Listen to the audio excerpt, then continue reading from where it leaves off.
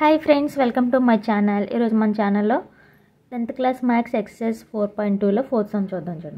The taxi charges in Hyderabad are fixed.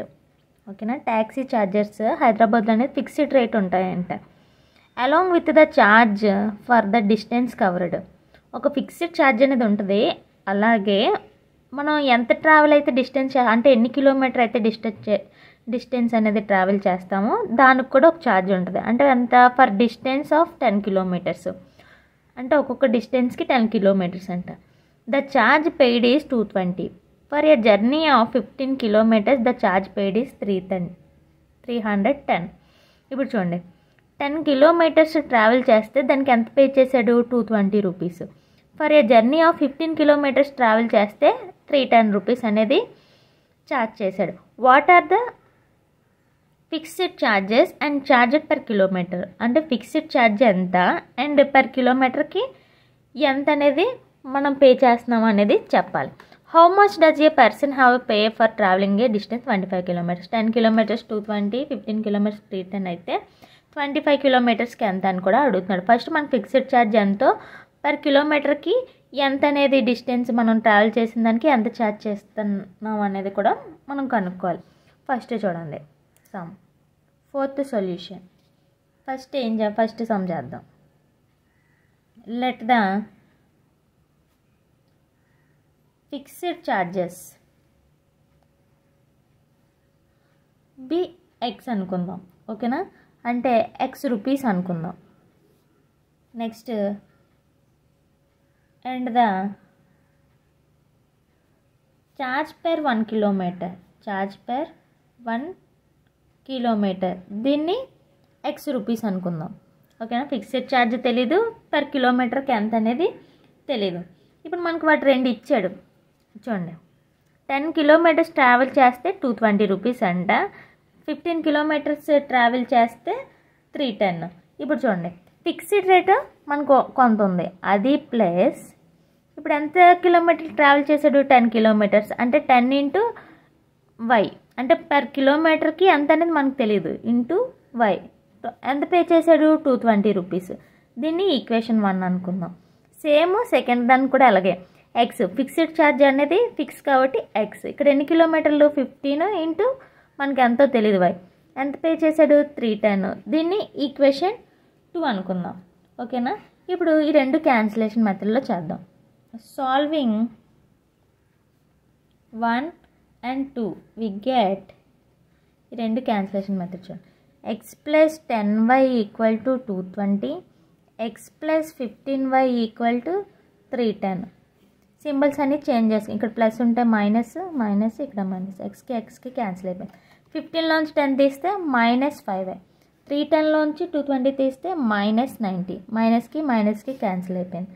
y equal to ఇక్కడ multiplication వస్తుంది, ఇటువైపు వస్తే divided by 90/5, 5 1s are 5 18s are. y value ఎంత వచ్చింది మనకి? 18 వచ్చింది.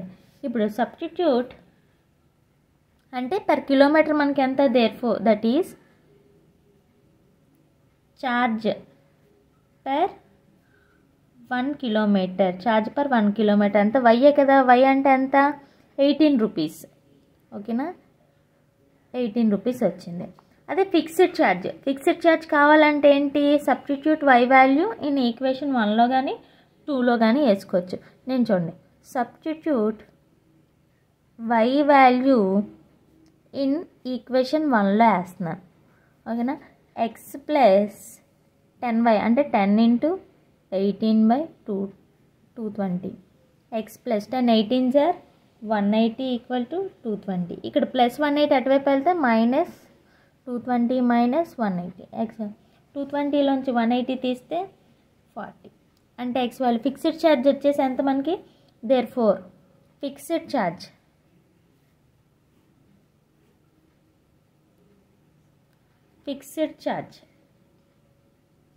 వచ్చేసి ఎంత మనకి?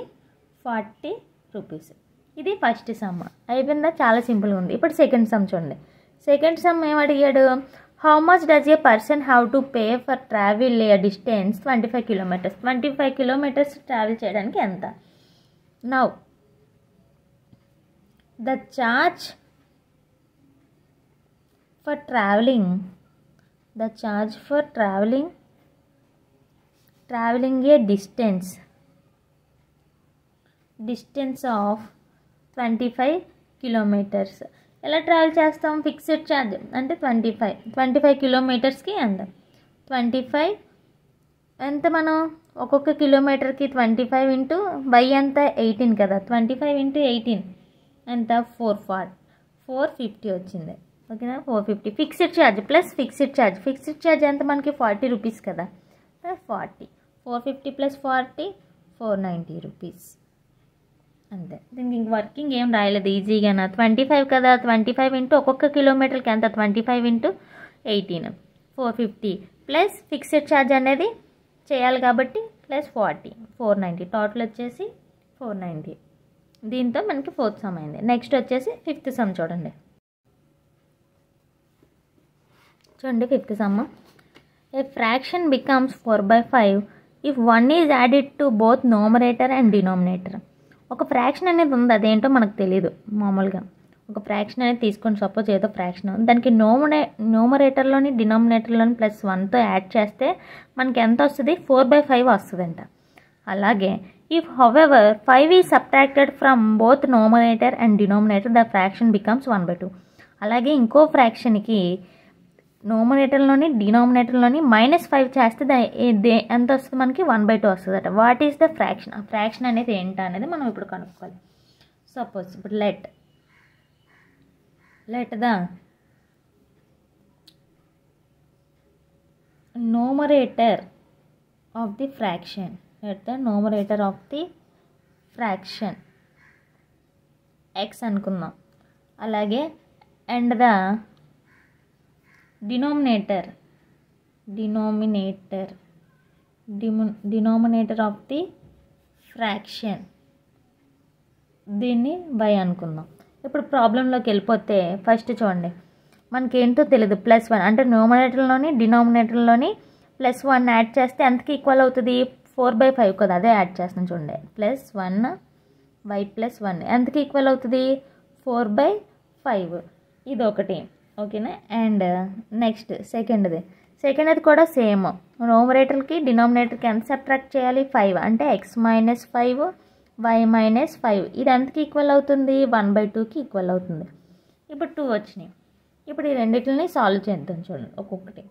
ఇప్పుడు చూడండి cross multiplication 5 into x + 1 into 4 into y + 1. First ఇటువైపు చేద్దాం. 5 into x 5x + 5 into 1 5 4 into y 4y + 4. ఇప్పుడు చూడండి ఎక్స్ వాల్యూ అంటే వేరియబుల్స్ అన్నీ ఒకవైపు, కాన్స్టెంట్ అని ఒకవైపు పంపించేద్దాం. చూడండి 5x - 4y = 4. ఈ +5 అటువైపు వెళ్తే -5. 5x - 4y 4లోంచి -5 తీస్తే -1. ఇది ఒక ఈక్వేషన్. నెక్స్ట్ సెకండ్ దానికి కూడా cross multiplication 2 into x - y = 1 into y - 2x - 10 = y - 5. Variables అన్ని -5 = -5 -10 అటువైపు వెళ్తే +10.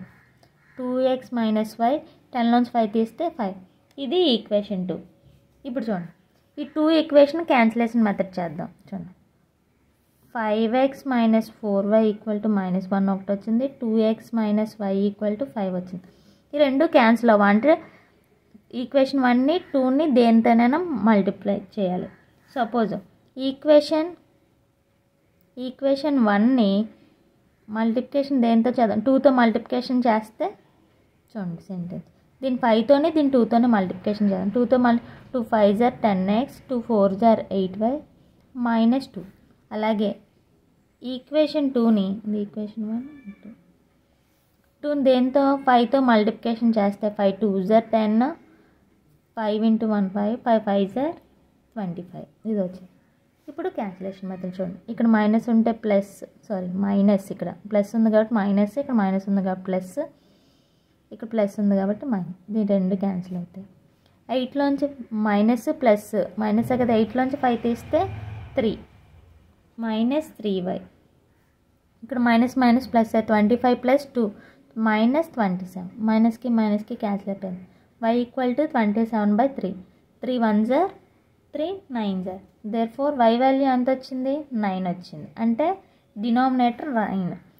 Substitute y value in equation 2లో సబ్స్టిట్యూట్ చేస్తున్నాను. 2x minus 9 equal to 5. 2x minus 9 అటువైపు వెళ్తే plus 9. 2x 9 plus 5 14. x equal to 14/2. 2 1s are 2 7s are. x value ఎంత వచ్చింది మనకి? 7 వచ్చింది. So therefore numerator value is 7. Therefore denominator value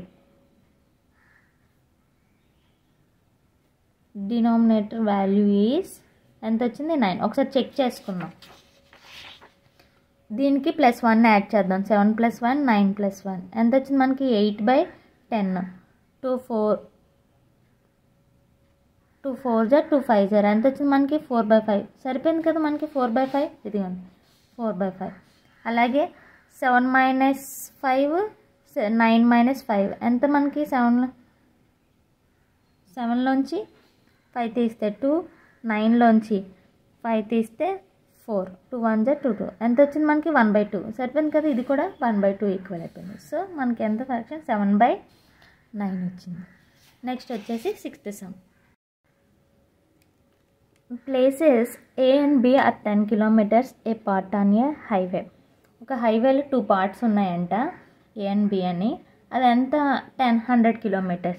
One car starts from A and another from B at the same time at different speeds.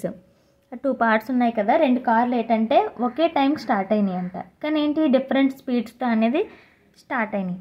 If the car travels in the same direction, ఒకే డైరెక్షన్లో travel చేస్తే the maintain 5 hours.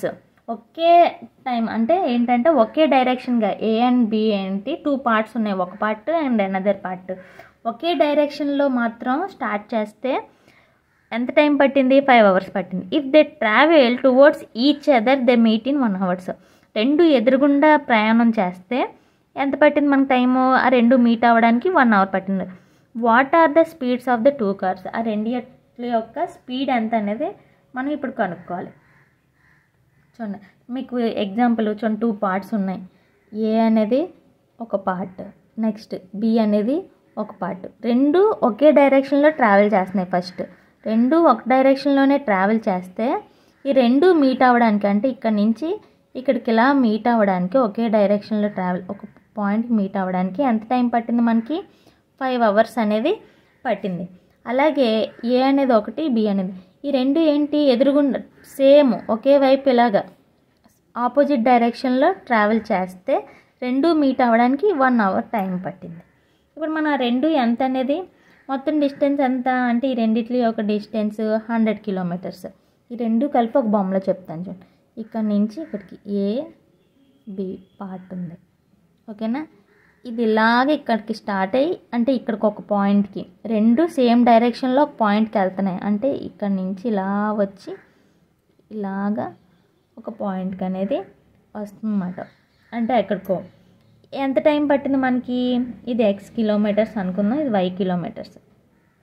ఇది x kilometers per hour, ఇది y kilometers per hour. ఎంతసేపు పట్టింది? 5 hours. Total distance అంతా 100 kilometers. ఇక్కడ నుంచి సేమ్. అదే ఆపోజిట్, ఇది ఒకటాగే ప్రయాణం చేస్తే ఇక్కడ 1 kilometer, అంటే రివర్స్లో ఈ మధ్యలోకి ఇలా ట్రావెల్ చేస్తే, ఓకేనా? 2 సేమ్ డైరెక్షన్లో, అంటే ఇది ఇక్కడ కూడా చేరుకుంటుంది. B ముందే వెళ్ళిపోయింది కదా, అంటే 2 మీట్ అవ్వడానికి 5 hours పట్టింది. అంటే ఏ స్పీడ్లో వెళ్ళింది అనేది ఇది వచ్చేసి, ఇదంతా రఫ్లో చెప్పాను, ఇది వచ్చేసి మెయిన్ డయాగ్రాము. ఇప్పుడు చూడండి, సమ్లోకి వెళ్తే ఇంకా అర్థమవుతుంది క్లియర్గా. Let the speed of the car which started from the place A ఎంత? x kilometers per hour మనకు తెలియదు. B కూడా అంతే, y kilometers. దీన్ని బై అనుకుంటున్నాం, ఎన్ని కిలోమీటర్స్ అనేది ట్రావెల్ చేస్తుందో మనకు తెలియదు. నెక్స్ట్ వచ్చేసి distance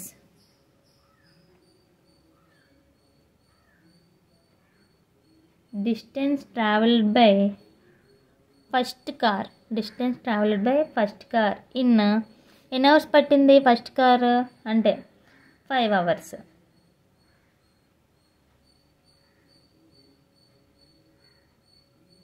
5 hours అంటే ఇది ఏంటి 5x.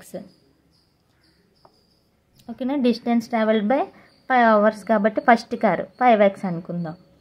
అండ్ నెక్స్ట్ రెండు మీట్ అవ్వడానికి ఎంత 1 hour అంటే 1x. ఇది ఫస్ట్ కార్ అన్నమాట. నెక్స్ట్ అలాగే distance travelled by second car in ఇది కూడా అంతే. దీన్ని 5 hours-కి 5y అండ్ ఇన్ నెక్స్ట్ 1 hour-కి ఇది 1y సేమ్.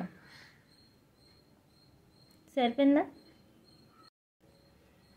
ఇప్పుడు ఇక్కడ వరకు మనం అన్నీ రాసుకున్నాం. ఇప్పుడు చూడండి ప్రాబ్లంలోకి వెళ్దాం. By problem when travelled in same direction. First ఏంటి, సేమ్ డైరెక్షన్లో ట్రావెల్ చేసాయి కదా, అంటే ఇది ఇక్కడి నుంచి ఇది ఇక్కడి నుంచి ఇలా సేమ్ డైరెక్షన్లో ట్రావెల్ చేసినాయి. అంటే ఏంటి, ఇది కదా 5x అండ్ 5y 5 hours కదా పట్టింది రెండు రీచ్ అవ్వడానికి. 5x అంటే 5x same direction 5x minus 5y total ఎంత మొత్తం కిలోమీటర్స్ 100. ఇందులోంచి 5 కామన్ తీస్తే x మైనస్ y 5తో అంటే 5 అనేది అన్నిటిలో క్యాన్సిల్ అవుతుంది కాబట్టి 5 అనేది బై 5 5 5 5 5 5కి 5కి 5కి 520. అంటే ఇప్పుడు ఎంత వచ్చింది మనకి x minus y equal to 20. దీని ఒకటి. ఓకేనా, travelled in same direction. Next ఏంటి, and when travelled each other రెండు కలిపి ట్రావెల్ చేసినాయి అంటే ట్రావెల్డ్ ఈచ్ అదర్ అంటే ఏంటి, ఇది 1 hour పట్టింది కదా, ఇది ఇక్కడి నుంచి ఇది ఇక్కడి నుంచి సేమ్ డైరెక్షన్లో అంటే మధ్యలోకి రావడానికి ఈచ్ అదర్ అంటే ఇదేంటి రెండు కలిపి ట్రావెల్ చేశాయి కాబట్టి x ప్లస్ వై టోటల్ ఎంత 100. దీన్ని ఈక్వేషన్ 2 అనుకుందాం. Solving 1 and 2 x minus why equal to 20 x plus y equal to 100. y already symbols change ఉంది కాబట్టి క్యాన్సిల్ చేద్దాం. 100 ప్లస్ 10 120 x బై 120 బై 2 2 1 జా 260. x ఈక్వల్ టు ఎంత వచ్చింది 60 per kilometer per hour x value అంటే x ఎంత అనుకున్నాం కదా, a అనేది నెక్స్ట్ b కనుక్కోవాలి కాబట్టి అంటే y value. Substitute x value in equation 1. Equation 1లో సబ్స్టిట్యూట్ చేస్తున్నాను చూడండి. అంటే 60 minus why equal to 20 minus Y ఎలా ఉంచి 20 ప్లస్ 60 అటువైపు వెళ్తే minus 60 minus why equal to 60లోంచి 20 తీస్తే మైనస్ 40 మైనస్కి క్యాన్సిల్ అవుతే Y equal to 40 per kilometre per hour. Therefore, thus the speed of the cars are 60 kilometers per hour and 40 kilometers per hour. దీంతో 6th some కూడా అయిపోయింది.